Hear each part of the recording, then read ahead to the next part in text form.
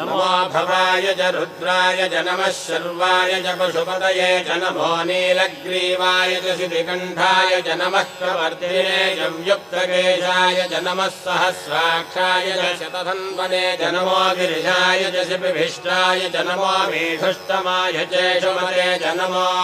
ह्रस्वाय च वामनाय च नमो बृहते च वर्षीयसे च नमो वृद्धाय च संवृद्धने च नमो अग्र्याय च प्रथमाय च नमः आशवे च जिराय च नमः शीघ्रियाय च शीभ्याय च नमः ऊर्ण्याय च वस्वन्याय च नमः स्रोतस्याय च दीप्याय च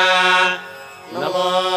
ज्येष्ठाय च कनिष्ठाय च नमः पूर्वजाय च परजाय च नमो मध्यमाय च पगल्भाय च नमो जघन्याय च बुद्धियाय च नमः श्रोभ्याय च प्रतिशल्याय च नमो याम्याय च क्षेम्याय च नमो